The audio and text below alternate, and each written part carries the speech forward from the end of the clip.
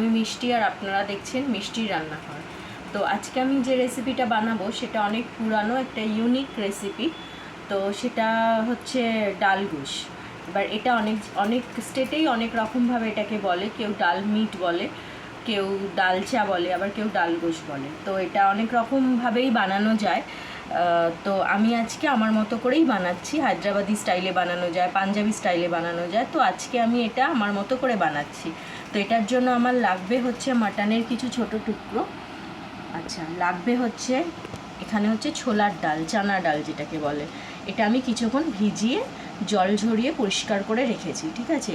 এরপর লাগবে আমার অনেকটা পরিমাণের পেঁয়াজের কুচি, টমেটোর কুচি, টক দই, সর্ষের তেল, আদা রসুন আর কাঁচা লঙ্কার পেস্ট, ধনের গুঁড়ো আর নুন। এছাড়া আমার আরও কিছু মশলা লাগবে, কারণ রান্নাটা অনেকটা বড়, আমি দুটো স্টেপে দেখাবো আপনাদের।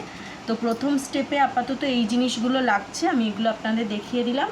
এবার আমি কি করব দেখুন, একটা হচ্ছে প্রেশার কুকারে হবে আর একটা হচ্ছে কড়াইতে হবে। তো প্রেশার কুকারে প্রথমে আমি করব। তো প্রেশার কুকারের জন্য আমি একটা প্রেশার কুকার নিয়েছি। এর মধ্যে মাটনটা দিয়ে দেবো সবার আগে।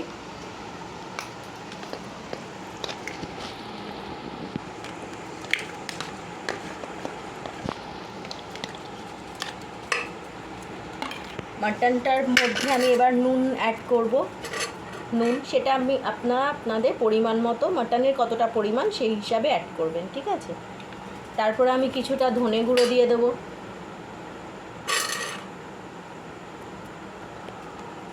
তারপর আমি দিয়ে দেবো আদা রসুনের পেস্ট। আদা রসুন আর কাঁচা লঙ্কার কিছুটা পেস্ট আমি এখানে দিয়ে দিলাম। এরপর আমি পেঁয়াজের কুচি দেবো এর মধ্যে।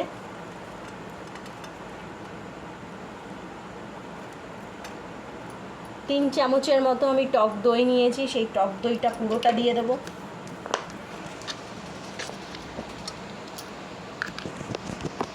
এছাড়া আমি কি দেব হলুদের গুঁড়ো, 1 চামচের মতো হলুদের গুঁড়ো,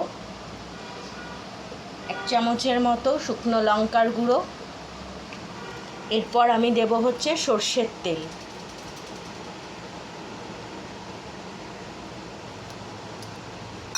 এইবার এই মশলাটাকে আমি মাটনের সাথে ভালো করে মাখিয়ে নেব।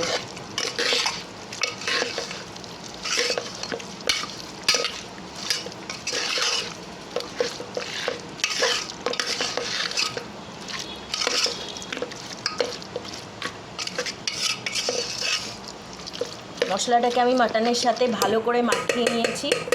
দেখুন পুরো মশলাটা মাটনের সাথে ভালো করে মেখে গেছে। এইবার এর মধ্যে আমি সামান্য একটু জল দেব, দিয়ে আমি টোটাল 7টা সিটি হবে, তার মধ্যে আমি 4টে সিটি দেব। দিয়ে মাটনটা আপাতত এখন 4টে সিটি দেব। 4টে সিটি দেওয়া হয়ে গেলে আমি যে ডালটা ভিজিয়ে রেখেছি, এই যে ডালটা ভিজিয়ে রেখেছি, সেই ডালটা দিয়ে আরও 3টে সিটি দেব। দিয়ে আমি এটা এখানে কিছুটা কুক করে নেব। তারপর আমি কড়াইয়ের মধ্যে বাকিটা করব। 4টে সিটি কমপ্লিট হয়ে গেছে মাটনের। এবার আমি 4টে সিটি কমপ্লিট হয়ে গেছে, এবার আমি আরও 3টে সিটি দেব, কিন্তু তার আগে আমি ডালটাকে অ্যাড করে দেব। এই ডালটাকে অ্যাড করে আরও 3টে সিটি আমি দিয়ে নেব। বন্ধুরা, আমার এখন মাটন আর ডাল পুরো সিদ্ধ হয়ে গেছে। আমি টোটাল 7টা সিটি দিয়েছি, ঠিক আছে। এবার এটা আমার ফার্স্ট স্টেপ ছিল। এবার সেকেন্ড যেটা হবে আমার পরের স্টেপ হচ্ছে আমি কড়াইতে করব। তো এবার কড়াইয়ে যা যা মশলা লাগবে আমি আপনাদের একটা একটা করে দেখাতে আছি আর করতে আছি। এখানে দেখুন মাটনটা বেশ ভালোভাবেই সিদ্ধ হয়ে গেছে, ডালগুলো একদম গলে গেছে, নরম হয়ে গেছে, এই দেখুন। চলুন এবার পরের স্টেপটা। আমার গরম হয়ে গেছে, আমি একটা তেজপাতা দিলাম। দেওয়ার পর ওর মধ্যে যে বাকি পেঁয়াজের কুচি করাটা রেখেছিলাম সেটা দিয়ে দিলাম।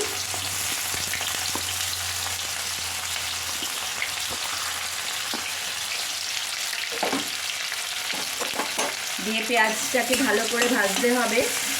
এবার পেঁয়াজটা ভাজার সময় আমি একটুখানি গোটা গরম মশলা থেতো করে রেখেছিলাম, সেই গোটা গরম মশলাটা ওর মধ্যে দিয়ে দিলাম।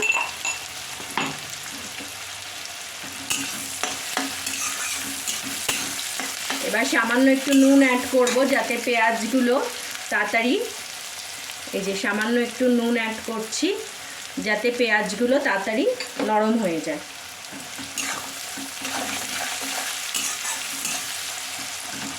এবার গ্যাসের ফ্লেমটা কম করে আমি এবার এটাকে একটু ঢেকে রাখবো, পেঁয়াজটা তাহলে তাড়াতাড়ি ভাজা হয়ে যাবে। আমার গোল্ডেন করে ভাজা হয়ে গেছে। এবার এর মধ্যে আমি কিছু মশলা অ্যাড করব। আমি হলুদের গুঁড়ো অ্যাড করলাম, এবার আমি একটু লঙ্কার গুঁড়ো অ্যাড করলাম,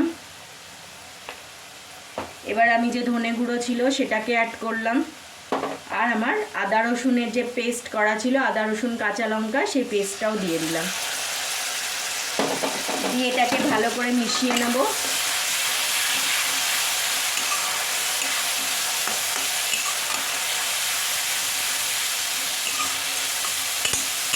এর মধ্যে আমি যে টমেটো কুচি করে রেখেছিলাম সেটাকেও অ্যাড করে দেব।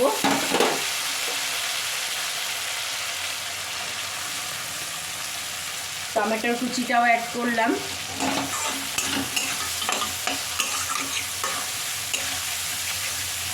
এবার এই মশলাটাকে ভালো করে ভাজতে হবে যতক্ষণ না মশলা থেকে তেল ছাড়ছে।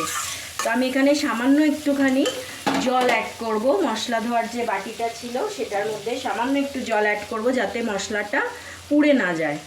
সামান্য একটু জল অ্যাড করলাম, দিয়ে এবার এটাকে আমি ঢেকে গ্যাসের ফ্লেমটা কম করে ঢেকে দেব। আর আস্তে আস্তে মশলাটাকে আমি কষাবো যতক্ষণ না তেল ছাড়ছে। বন্ধুরা, পুরো মশলা থেকে তেল ছেড়ে দিয়েছে, আমার মশলাটা পুরো রেডি হয়ে গেছে। এবার এর মধ্যে আমি গরম মশলা অ্যাড করব। আমি এই সানরাইজের শাহি গরম মশলাটা ইউজ করি, আপনারা আপনাদের মতো করতে পারেন। দিয়ে ভালো করে মিশিয়ে নেব। এইবার আমার যে ডাল আর মাটনটা সিদ্ধ করে রাখা ছিল সেটা আমি এর মধ্যে অ্যাড করব।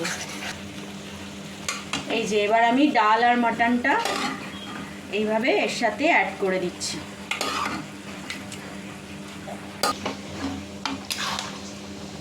এই যে আমি ডাল আর মাটনটা মশলার সাথে অ্যাড করে দিয়েছি। এবার এটা ভালো করে এর সাথে মিশিয়ে নেব। এই অবস্থাতে আপনারা একটু নুন আর ঝালটা দেখে নেবেন। আমি একটু এটাকে আমি একটু কড়াইয়ের মধ্যে ফোটাবো, হ্যাঁ, তার জন্য এটা তো অনেকটা ঘন হয়ে গেছে। আমি এর মধ্যে একটু গরম জল অ্যাড করব। একটু গরম জল অ্যাড করলাম, করে আমি এটাকে কিছুক্ষণ এই 5 মিনিটের মতো এটাকে আমি এখানে ফুটতে দেওয়ার জন্য ঢাকা দিয়ে দিলাম, যাতে এটা ভালোভাবে ফুটে ওঠে আর ভালো করে সব কিছু মিশে যায় মশলার সাথে। এই যে দেখুন আমার ডাল গোশটা এখন ফুটছে। এই অবস্থায় আমি 2-3টে জিনিস অ্যাড করব। একটা হচ্ছে কটা কাঁচা লঙ্কা চিড়ে আমি দিয়ে দিয়েছি। এবার আমি একটু ধনে পাতা দেব,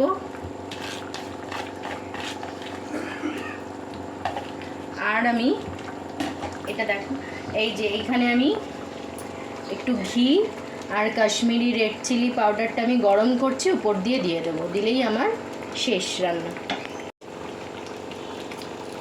এই যে গরম হয়ে গেছে, এবার আমি এটা উপর দিয়ে দিলাম, দিয়ে এটা ভালো করে মিশিয়ে নেব। আমার রান্না হয়ে গেল। এবার আমি এটাকে 5 মিনিট রেস্টে রাখবো, তারপরে সার্ভ করে আপনাদের দেখাচ্ছি কেমন হয়েছে আমার। বন্ধুরা, আমার ডাল গোশ রেডি হয়ে গেছে। এটা আপনারা রুটি, নান, পরোটা, লুচি এই সমস্ত কিছুর সাথে খেতে পারেন, ভীষণ ভালো লাগবে গরম গরম। একদম অন্যরকম একটা রেসিপি, আপনারা এটা চাইলে বাড়িতে বানাতে পারেন, একবার ট্রাই করুন, আপনাদেরও ভীষণ ভালো লাগবে। আর যদি ভালো লাগে তাহলে আমার রান্নাটা শেয়ার করবেন, কমেন্ট করে প্লিজ জানাবেন আপনাদের কেমন লাগলো। আর আমার চ্যানেল মিষ্টি রান্নাঘরকে সাবস্ক্রাইব করবেন। ধন্যবাদ।